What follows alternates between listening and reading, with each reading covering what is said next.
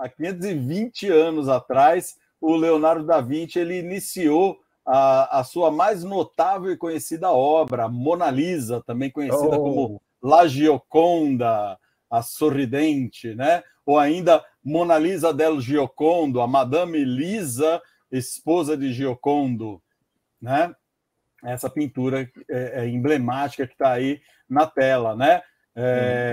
Essa obra começou a ser pintada em 1503, terminando 3 ou 4 anos mais tarde, né? Nessa obra, o Leonardo da Vinci ele começou a desenvolver uma técnica chamada esfumato, que é exatamente esse degradezinho que você dá nas bordas, essa iluminação que dá mais sentido e profundidade para a pintura, dá um realismo maior para a pintura. Então, essa é uma das obras também que percutiu ali no período renascentista, que percutiu o período renascentista, né? Que é o período renascentista sucedeu a arte medieval. A gente veio falando aí nos últimos tempos também bastante sobre essa época medieval aí. E na época medieval a gente tinha os estilos românico, o gótico e o barroco, que englobava desde pinturas, esculturas e arquitetura, até poesia, música e teatro, né? Usando a filosofia desses estilos, né? Então o período renascentista foi realmente um renascimento para a arte e a gente começou a ter, principalmente no campo da pintura, né, esse realismo fantástico, assim, era uma coisa bem impressionante você ver a realidade com que as obras eram acabadas, né? E esse daí é o retrato mais famoso da história da arte. Poucas obras de arte são tão controversas, tão questionadas, valiosas, elogiadas, comemoradas ou reproduzidas como a Gioconda, a Mona Lisa, né? É uma pintura a óleo sobre uma peça de madeira de álamo de 77 centímetros de altura por 53 de largura, né? É pequenininha, né? Se for pensar, né? Tamanho é pequena.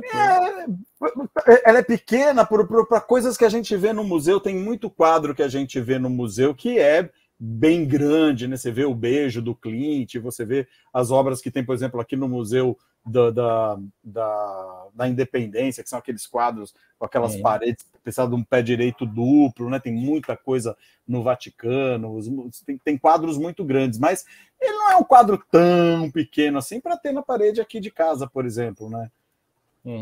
50 por 70, 50. Não, é porque é um retrato, né? O objetivo de ser um retrato é pequeno mesmo, né? Tamanho meio que natural de um retrato, né?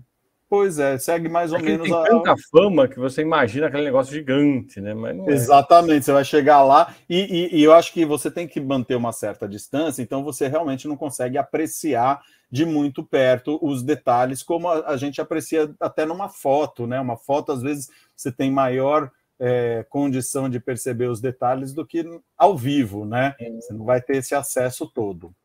Né? Sim. Mas existem algumas curiosidades aí sobre a Mona Lisa, né? Vamos ver os dark sides da o dark side of the Mona. Dark side da Mona Lisa, né?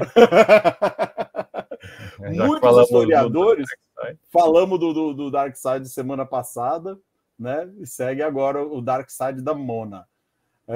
Muitos historiadores acreditam que existam mensagens ocultas, mensagens subliminares aí nas camadas de pinturas que são sobrepostas aí desta tela, né? E algumas coisas que a gente consegue visualizar, por exemplo, que são muito interessantes, né? Se você vê a Mona Lisa, as pessoas que já tiveram essa experiência vão de um lado para o outro, assim, e parece que ela acompanha as pessoas com os olhos, né? E uma coisa que é muito interessante é que a linha do horizonte, você olhar ali atrás dela, ela está num nível visivelmente mais baixo à direita do que à esquerda, né? Você vê... Opa, peraí, perdão. A linha à esquerda está visivelmente mais baixa que a da direita, né? E isso causa um efeito de ilusão de ótica, fazendo que a Mona Lisa pareça muito maior quando você vê da esquerda do que quando você vê da direita. Ela parece que a posição dela fica mais longilínea, assim, né? historicamente, os conceitos também têm essa, né? Que historicamente os conceitos de masculino e feminino estão ligados aos lados. O esquerdo é o feminino e o direito é o masculino. Então, quando você olha pela esquerda, você tem essa visão majorada da Mona Lisa, né?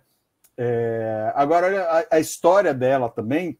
O Leonardo estava pintando ela ali entre 1503 e 1506, e essa pintura foi levada da Itália para a França pelo próprio Leonardo da Vinci em 1506, quando ele foi convidado para trabalhar na corte do rei Francisco I da França, né? O Francisco acabou comprando essa pintura e levou para a sede administrativa na cidade de Fontainebleau e depois para o Palácio de Versalhes. E só após a Revolução Francesa, que se deu ali entre 1789 e 1799, o quadro passou a ser exposto no Louvre e nunca mais saiu de lá, e é uma das maiores atrações do Louvre, né? Você falou de assimetria, se você olhar o rosto dela também, tampar um lado, tampar uma metade e outra, não é assimétrico, né? Se você pegar e olhar só o lado esquerdo, está muito mais sério do que se você olhar o lado direito. O lado direito parece ter uns traços aqui mais de riso e o lado de cá já não é tanto, né? Cara, e tem umas coisas mágicas nesse quadro com relação à proporcionalidade, ao centro, né? Você vê bem próximo ali do coração dela, é mais ou menos o centro do quadro, né? Você divide o quadro, você tem zonas que você divide, então tem toda uma explicação bastante técnica para toda essa proporcionalidade e as sensações que isso causa. E hoje existem estudos também desses computadores que conseguem avaliar a fisionomia, que conseguem, através de uma foto da Mona Lisa, te dizer quanto por cento ela estava feliz, quanto por cento ela estava angustiada, quanto por cento ela estava tensa, né? Consegue te dar um perfil psicológico das sensações que ela estava sentindo com essa fisionomia. Cara, é muito louco isso também, né? A gente entra numa vibe aí também de teoria da conspiração, se deixar, né, cara? Sim. Né?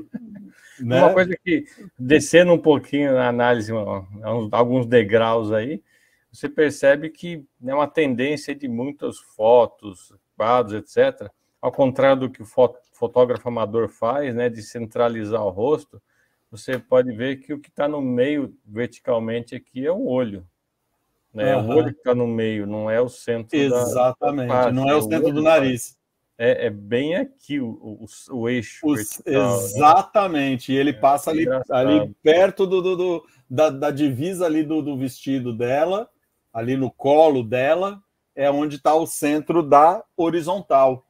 O centro da vertical é exatamente esse que você falou, é no olho, e o centro da horizontal está ali próximo da linha do vestido dela. Que louco, né? Isso 500 anos atrás, né? Não, análises, cara, são maluquíssimas, né? Mas eu vou poupar os ouvintes aí dessas análises, porque é teoria da conspiração, tem muita ideia, e eu vou falar de uma história muito doida desse quadro. Na verdade, é o motivo pelo qual ela ficou tão famosa assim, né? Ela não foi por causa da técnica ou por ser um marco do movimento renascentista, ou até por conta dessa mística mesmo, ou por ter sido pintada pelo Leonardo da Vinci, que a Mona Lisa ficou tão famosa. Você sabe qual foi o motivo dela virar esse fenômeno de... Você sabe que a gente já sei mais ou menos. Eu já sei mais ou menos o porquê, mas vai lá. Por que foi? Foi uma causa muito posterior ao Leonardo da Vinci, né? Foi muito posterior. 400 anos depois, num dia 21 de agosto de 1911, a Mona Lisa foi roubada, né? E esse roubo só foi descoberto 28 horas depois, porque funcionários e guardas do museu viram o espaço vazio na parede, pensaram que a pintura tinha sido retirada para ser fotografada e não deram o alarme imediatamente. Né? Aí ficou esse buracão aí. Ficou esse buraco. E o mais engraçado é que várias pessoas acabaram presas, né, porque abriu-se um inquérito policial, né, que chegou a atingir o poeta francês Guillaume Apollinaire, que ficou, não sei se é assim que fala, né, Guillaume Apollinaire, e ele ficou preso por uma semana, e inclusive o pintor espanhol Pablo Picasso, ele foi inquirido também, ele foi solto após o interrogatório, né? Na época pensaram que a pintura estava perdida para sempre, porém a obra acabou reaparecendo 2 anos depois, no dia 12 de dezembro de 1913, em Florença, na mão de um antigo empregado do museu chamado Vincenzo Perugia, né? Agora, a história é engraçada. Esse Perugia, ele trabalhava como carpinteiro e ele era, de fato, o verdadeiro ladrão, né?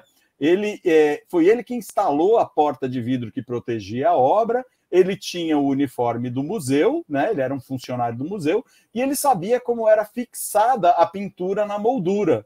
Então, em uma segunda-feira, quando o museu estava fechado para o público, ele entrou com os outros funcionários do museu, desaparafusou a moldura, ele enrolou as roupas dele em volta da pintura, que ela é pintada em cima de uma madeira, né? Não dá para dobrar, né? Ele enrolou as roupas na pintura e saiu andando normalmente com a Mona Lisa embaixo do braço.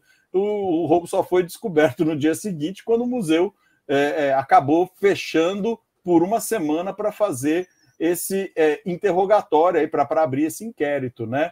Agora, o que é curioso desta parede vazia aí é que, ao reabrir o museu uma semana depois, houve um recorde histórico de venda de ingressos, porque as pessoas que pagaram não era para ver o quadro, mas para ver o lugar vazio na parede. Ai, que louco. Então já começa aí a história da peça ficar tão famosa, né? Já começou a ficar famosa no buraco, né? No buraco, só de saber que ela sumiu, já começou a adquirir fama. E depois deve ter ficado mais famoso aí quando voltou, o pessoal. Agora vamos ver o que tinha no buraco, porque eu não sei o que tinha no buraco, quero saber o que tinha no Marcelo, buraco. Se prepara, que agora vem a parte mais engraçada da história, né? Tá, mas antes de falar da parte mais engraçada, deixa eu só imaginar no dia que os guardas estavam andando aí, olhar assim, fulano, não tinha alguma coisa ali? O que era que tinha ali? Eu não sei, acho que não tinha nada ali. Será que era um extintor? Acho que nada. Vamos tocar, vida. Levaram o extintor.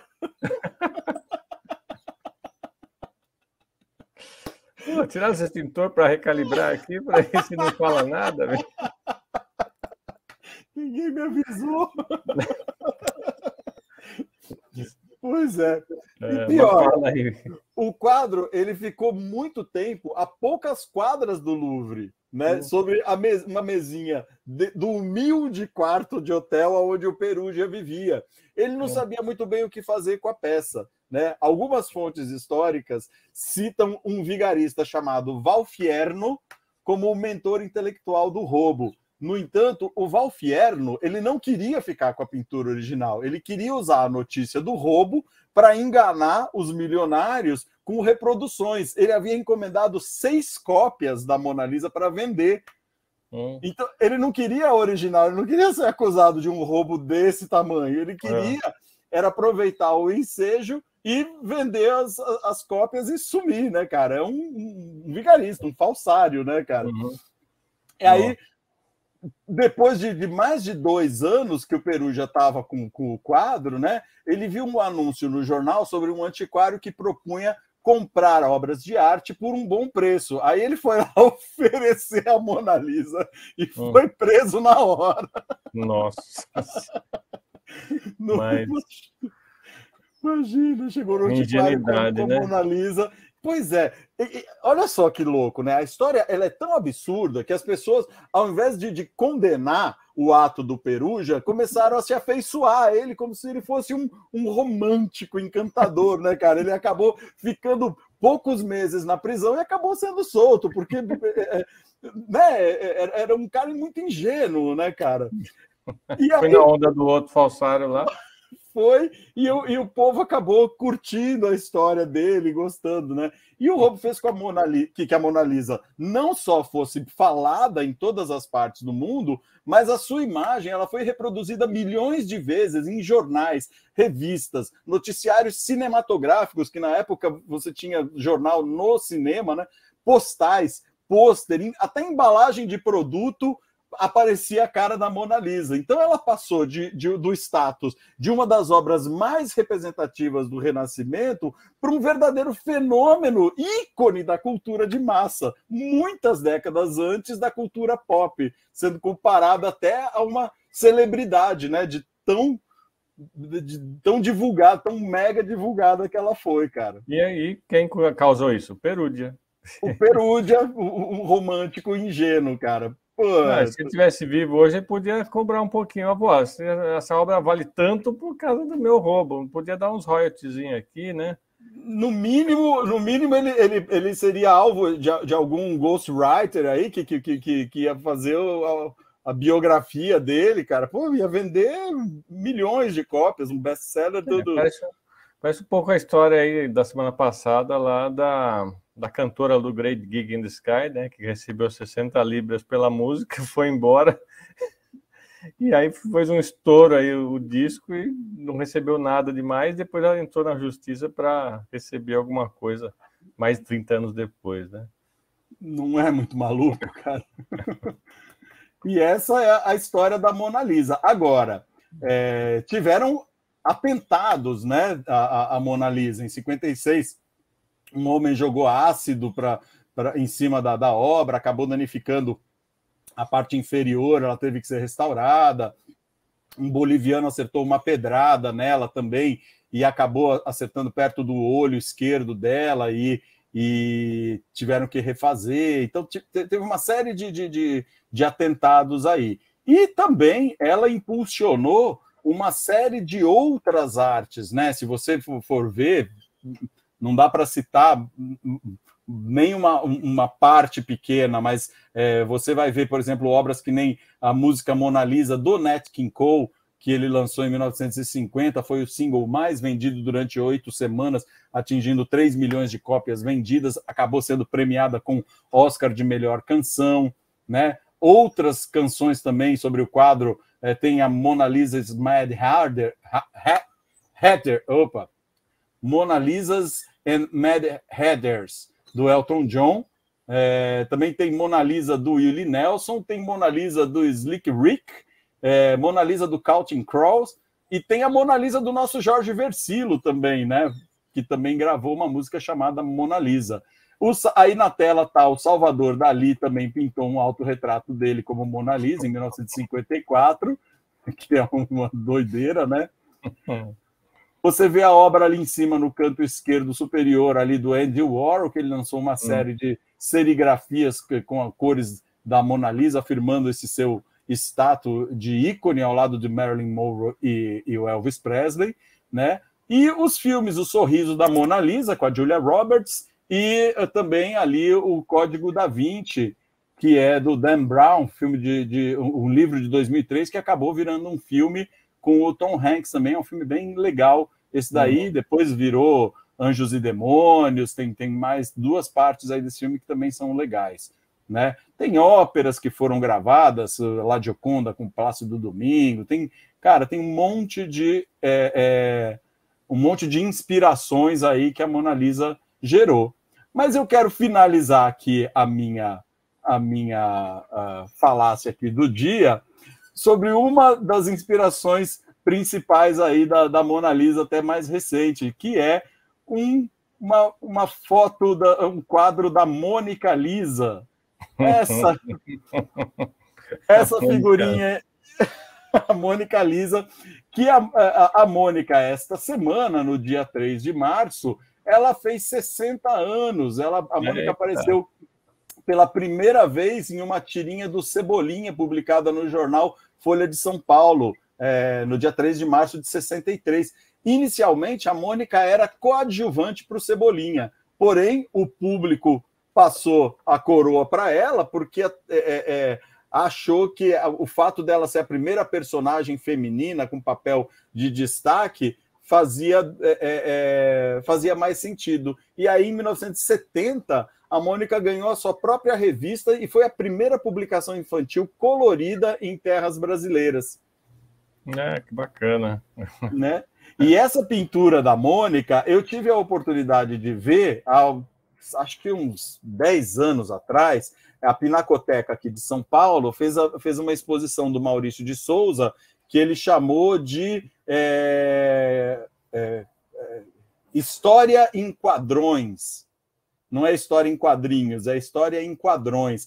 Então, ele pega vários quadros de pintores renomados, quadros conhecidos, e ele, cara, esse trabalho é fantástico do Maurício de Souza. Ele pintou os quadros usando técnicas muito parecidas do pintor. Claro, dadas as devidas diferenças de conceito, tudo, né? Mas ele tentou se basear na técnica. Então, por exemplo, o Van Gogh, que pinta com espátula, espatulando a tinta, assim, espalhando a tinta, ele usou a mesma técnica para fazer os quadros do Van Gogh, e aí ele fazia essa substituição, ele botava os personagens dele em quadros famosos. Tá aí, você tem aí o Chico Bento e a Rosinha, no quadro Casal de Camponeses, do Vincent Van Gogh. Você tem ali embaixo a Mônica e a Magali, essa obra, inclusive, está aqui no nosso MASP, no Museu de São Paulo, aqui na Avenida Paulista, que é a Menina de Rosa e a Menina de Azul, do Renoir. Você tem ali em cima o Nascimento da Vênus, do Botticelli, que está lá na Galeria Uffizi, né, em Florença, e ali o primo do Jeremias,